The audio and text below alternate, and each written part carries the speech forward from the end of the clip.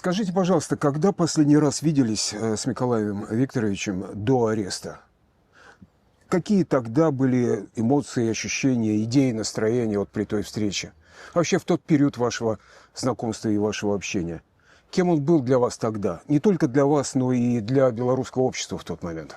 В то время я встречался с Николаем Викторовичем почти раз в 2-3 дня, примерно так. Мы очень плотно работали вместе, так как я был его помощником, в принципе. Его взяли примерно 1 июня, если не ошибаюсь, или 31 мая. И за несколько дней до этого мы с ним виделись. Мы постоянно были в контакте. Кем он был? Ну, он был, понятно, моральным лидером, был лидером организации, которой я принадлежал и принадлежу сейчас, и он был мозгом. То есть это был тот человек, который действительно увидел слабые места у режима Лукашенко, увидел дыры в законодательстве, которые можно использовать, увидел особенности ситуации предвыборной, которая нас ждет в 2020 году. Он это увидел еще в 2015 году и планомерно работал над тем, чтобы активисты, чтобы политические организации, которые готовы работать на изменения в Беларуси, чтобы они работали вместе по конкретному правильному плану. Вот, он этот план разработал и притворял в жизнь. Что это была за организация тогда? Народная громада, это социал-демократическая партия Беларуси, и Белорусский национальный конгресс. Это объединение 7 организаций. Это Народная громада, Европейская Беларусь, Профсоюз радиоэлектронной промышленности, Рух за державность и незалежность Никляева и тому подобное. 7 организаций и 14, если не ошибаюсь, региональных коалиций, которым принадлежали разные люди, и партийные, и беспартийные. В 2020 году какова роль Народной громады была во всем народном возмущении? Это была роль такого фермента. То есть понятно, что ни одна из революционных организаций в Беларуси, она не могла сказать, что вот у нас огромное количество активистов, например, да. У нас активисты исчислялись десятками. Ну, можно сказать, что 100 с чем-то человек активных у нас было, плюс еще какое-то количество людей, которые иногда приходили. Но именно активных людей около 100 у нас было. Вот, причем в разных городах. И то же самое можно сказать о некоторых других организациях. И мы были ферментами, мы были тем грибком, который начал брожение, ферментацию общества. Слышно ли что-то было о нем, о Николае Викторовиче, за решеткой, когда вы были? Вот в тот период, что вообще о нем было известно и как становилось известно? К сожалению, известно было очень мало. Я только слышал первые несколько лет, когда от него могли дойти какие-то письма. До меня тоже эта информация доходила разными способами. Вот. Но потом, последние несколько лет, он был в режиме инкоммуникада. Это такая ситуация, когда о человеке неизвестно вообще ничего. Можно только сказать, жив он или не жив, и то только на основании того, что нам говорят сотрудники администрации. Они же могут и врать. Понимаете, никаких писем, никаких звонков. Откуда мы можем знать, что он вообще жив, например, да? Поэтому, когда мы с ним встретились в последний раз в СИЗО уже КГБ, вот, я был рад тому, что он жив, потому что я не был в этом уверен. Вот. И да, несколько лет вообще никакой информации. Вообще. В то время, когда вы были в неволе, каков след, какое влияние вот это вот заочное его, Статкевича, на вас, на ваше мышление, на ваши какие-то, так сказать, представления о том, что делать дальше, как быть сейчас, когда вы в неволе? Ну, можно сказать, что Николай Викторович один из главных моих учителей. Вот. И в том, что касается политики, и в том, что касается морали, и вообще жизни в целом, да. Вот. Поэтому влияние огромное. Но кроме того, что он на меня повлиял изначально, можно также сказать, что то, что не было новости о том, что Николай Статкевич там признал режим Лукашенко, там признал выборы, подписал прошение о помиловании, так же, как и прочие другие, это тоже оказывало огромное влияние. Так же, как и то, что другие выдающиеся политические деятели тоже на это не пошли. Если, например, посмотреть 2010 год, то в 2010 году большая часть кандидатов, к сожалению, пошла на определенные уступки, а Николай Статкевич не пошел. Этим он дал очень серьезный пример, и этому примеру в 2020 году последовали уже очень многие. При каких обстоятельствах произошла встреча перед депортацией в Литву? 10 сентября 2025 года нас собрали в СИЗО КГБ. Там было человек 15, по-моему. Один из них был Николай Статкевич. Нас привезли, 2 человек из Могилева, посадили в комнату с обитыми чем-то мягким стенами. Там мы познакомились с некоторыми людьми, которого не знали до этого. Там я увидел Максима Винярского, услышал его по голосу. Я бы его не узнал, потому что он был бритый, без этих усов портроса я бы его не узнал. Вот. После этого нас отправили в баню и по очереди завели в камеру. И я захожу в камеру и слышу голос Николая Статкевича «Легок на помине». Вот. А я ответил «живой», потому что не был уверен до этого, как я уже сказал, что он жив. Вот. Ну и мы разговаривали с ним, я думаю, часов 5-6 чистого разговора у нас было. То есть у нас был вечер этого дня и следующее утро. В каком состоянии, в каком настроении был тогда 10 сентября? Настроение у него было хорошее, потому что он был очень доволен тем, как себя повели белорусы. То есть, 9 из 10. Вот, народ повел себя очень хорошо. Огромное количество людей на улицах, мужество, которое люди проявляли, несмотря на запугивание, несмотря на убийства, избиения, пытки и тому подобное, люди все равно выходили очень долго, очень массово. Вот, это мы чувствовали очень хорошо. Мы слышали этих людей, находясь в застенках. Мы видели, как реагируют сотрудники администрации. Еще в октябре, например, мы спрашивали у Продольного, как там дела обстоят на воле. Они говорят, БЧБшники, кажется, выигрывают. Это сказал сотрудник администрации в октябре 2020 года. То есть мы это чувствовали. Поэтому Николай Статкевич в том, что касается народа Беларуси, был очень доволен. Вот. В том, что касается некоторых лидеров, он был не очень доволен, прямо сказать. И что касается его настроение в целом хорошее, боевое. Что касается его здоровья, то терпимое, но не очень, потому что у него есть определенные проблемы с сердцем. Вот, ему необходима медицинская помощь. Но все же целых 5 часов вы говорили. О чем говорили? Что накопилось за те, 5 лет, да, в тюрьме, в неволе? У него накопилось, у вас. О чем можно было говорить целых 5 часов? Мы в основном обсуждали, что было, вот, что есть сейчас и что нужно сделать потом. Что нужно сделать потом, конечно, мы обсуждали меньше всего, потому что информации все-таки, несмотря ни на что, не хватает там. Для того, чтобы разработать конкретную стратегию, нужно иметь много информации, конкретной информации. Вот, поэтому он дал только некоторые наметки, которые стоит обдумать. Вот, что касается того, что было в 2020 году, конечно, он сказал, что очень большая была ошибка. Во-первых, что лидер покинул страну. Вот, человек, который считался некоторым лидером. То, что говорили не выходить на митинги, некоторые лидеры, вот, запуганные. Вот, то, что не было инаугурации вовремя. Надо было сразу сказать, все, я президент. Вот, и давайте, действуйте. Надо было, конечно же, действовать более активно в тот момент, когда на улицах было 500 000 человек в Минске. Потому что власть, по сути, лежала у нас под ногами. Нужно было ее поднимать. Понятно, это было опасно, но и то, что сделали, то есть сдали страну, по сути, наши лидеры, вот, это было тоже опасно. И мы продолжаем из-за этого страдать. Огромное количество людей в тюрьмах, люди погибли, многие люди уезжают и будут еще уезжать, пока остается режим Лукашенко. По сути, идет геноцид белорусского народа. И он будет продолжаться, пока мы эту проблему не решим. Николай Викторович, догадывался ли о том, что будет депортация? Да, и конечно. Что об этом говорил? Для меня не было абсолютно ничего нового в том, что он сказал, потому что я с ним, повторюсь, разговаривал очень часто. Вот. Мы были достаточно близкими товарищами, вот. И я знал, что у него на душе. Еще в 2015 году ему задавали вопрос, будет ли он уезжать. К нему приходили люди на улице, подходили и спрашивали, Николай Викторович, будете ли вы уезжать? Пожалуйста, не уезжайте. Пожалуйста, нас не оставляйте. Вот. И Николай Статкевич, он не мог покинуть Беларусь, потому что были люди, для которых он нужен именно здесь. Потому что лидер, моральный лидер, политический лидер должен находиться в стране, если есть хоть какая-то возможность.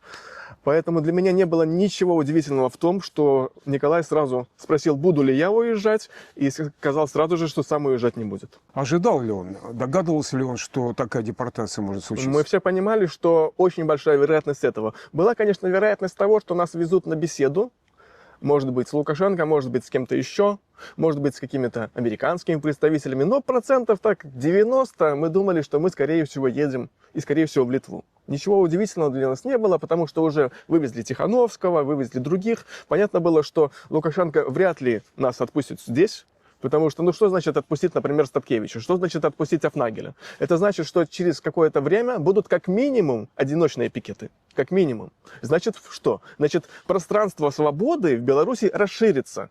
Если выйдут Статкевич, Афнагель и другие, там, Федынич, выйдут где-нибудь с плакатами, а к ним еще подойдут еще какие-то люди, и их нельзя будет трогать, все, значит, в Беларуси можно выйти и можно протестовать.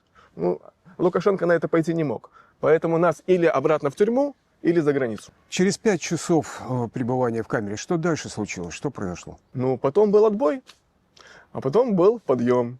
Подъем под гимн Белоруссии. Старый советский гимн, который, естественно, мы не признаем.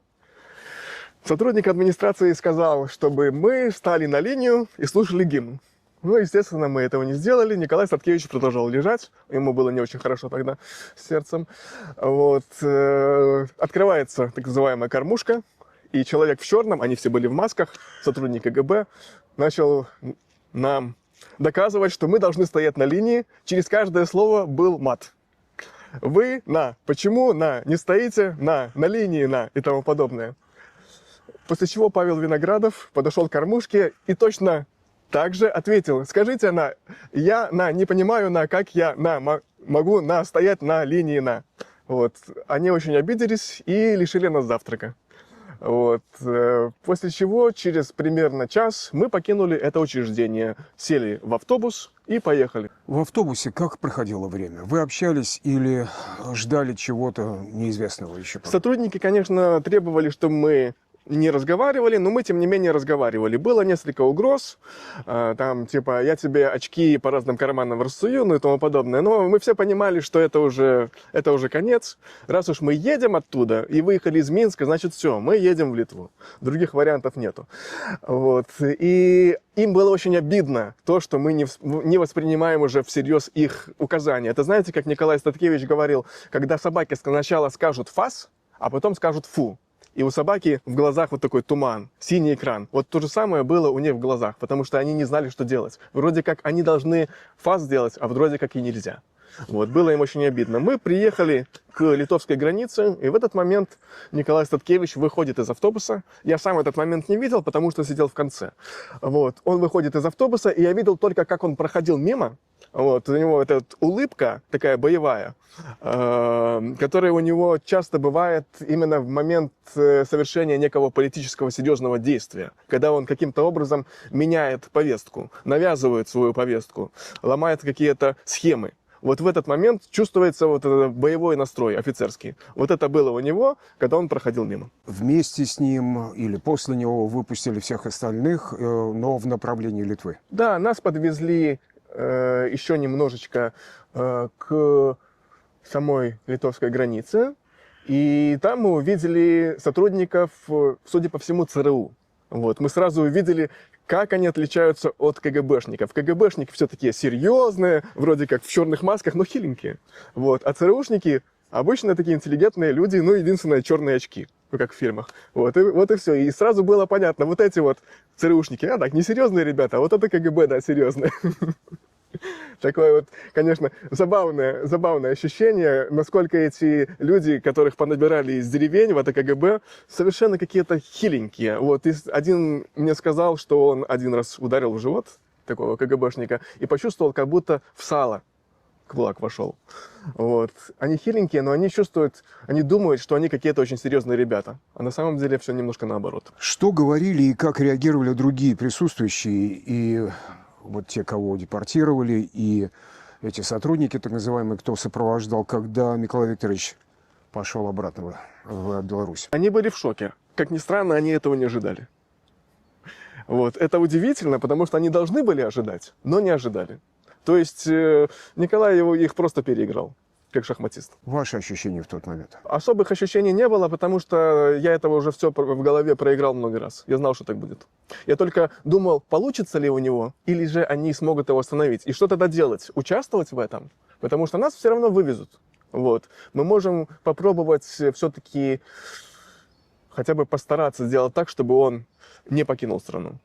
Вот. И по обстоятельствам мы бы решали, что делать. Последнее, что вы видели, что чувствовали, когда переступали границу Беларусь-Литва? Практически ничего. Практически ничего.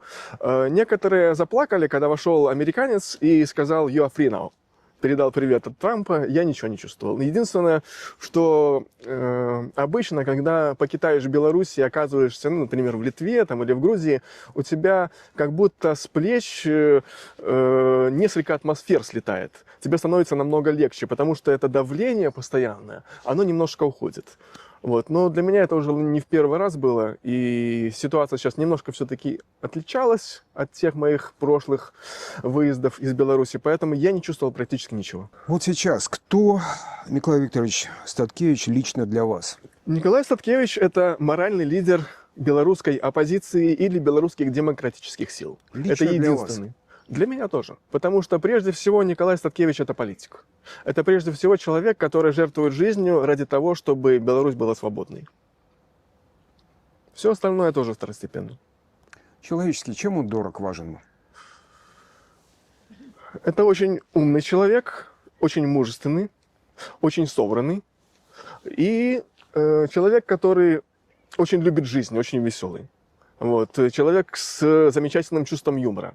Иногда жестковатым, иногда таким своеобразным, но это всегда добавляет силы. Через 5 лет тюрьмы и лагерей, когда он был, да и остается сейчас отрезанный от жизни в самой Беларуси, Статкевич, как вы думаете, что значит для белорусского общества? Это символ, настоящий символ. Потому что иногда говорят, кто может быть символом для белорусского сопротивления и тому подобное. И говорят, вот у нас есть такой вот человек, вот, его якобы выбрали в 2020 году, и он будет нашим символом. Нет, настоящий символ белорусского сопротивления – это тот, который находится там, в Беларуси, который прямо сейчас жертвует жизнью ради нашей свободы. Вот. Это один из самых главных символов, такой же, как, например, Костусь Калиновский. Вы уверены, что о нем помнят, о нем знают, его представляют себе такой, как он есть? И как он был, и, в общем, продолжает быть? К сожалению, не в достаточной степени. У меня такое ощущение, что некоторые воспринимают его как такого революционного романтика, а другие воспринимают его как такого военного сапога. Оба варианта, они неправильные. Николай Статкевич не революционный романтик. Он в том числе революционный романтик, но кроме того, он прагматик. То есть у него есть конкретная цель – освобождение Беларуси. Если вы считаете это романтикой, окей. Но он действует именно как политик. Он четко продумывает стратегию и четко знает, что сработает, а что не сработает. И потом уже, после того, как эта стратегия имеется, тогда он уже сам над ней работает, заставляет свою команду над ней работать и заставляет других людей тоже на нее работать. Как в 2010 году, когда он сказал, что не надо там рассказывать про всякие программы кандидатов в президенты. Программ можно написать сколько угодно, но выборов в Беларуси нет. Какие нахрен программы? Нужно звать людей на площадь. Только ради этого мы идем на так называемые выборы. Вот. И он навязал тогда свою повестку тем людям, которые совершенно не были к этому готовы. Практически никто из кандидатов в президенты, ну, кроме Никляева и Санникова, не был готов к тому, чтобы звать людей на площадь. Но он заставил их это сделать. Вот. То же самое он делал каждый раз. Поэтому, да, может быть, цель у него романтическая, но действует он абсолютно как стратег, как офицер. Вот. А что касается такого ощущения, что он такой сапог, то это тоже не соответствует реальности, потому что он, конечно, он советский офицер, но он офицер войск ПВО. А ПВО – это обычно интеллектуалы, это не какая-нибудь там пехота. Это человек, который занимался наукой. Это кандидат технических наук. И человек, который написал докторскую диссертацию и не стал доктором наук только потому, что ему по политическим причинам не дали ее защитить. То есть это интеллектуал, это человек, который разбирается в литературе и тому подобное. Вот. Это человек с достаточно богатым внутренним миром. Для белорусского политического сопротивления в изгнании, в эмиграции, кто такой Статкевич сейчас? Смотря для кого, потому что иммиграция – это очень много разных групп. Они очень разные, иногда они не пересекаются вообще никак. Для кого-то это символ борьбы. Для кого-то это человек, который предложил варианты победы в 2020 году. И мы были очень близки к победе. Вот. Для кого-то это, конечно, конкурент, потому что кому хочется признать, что я не настоящий мужчина, потому что есть более настоящий мужчина. Кому хочется признать, что я не настоящий лидер, потому что есть более настоящий лидер. Конечно, для таких людей Николай Статкевич – это конкурент, это совершенно лишний человек. И я уверен, если Николай Статкевич приедет сюда, конечно, его сразу встретят с радостью и тому подобное, но потом начнут замалчивать, так же, как это было после 2015 года. Потому что он для многих очень неудобен.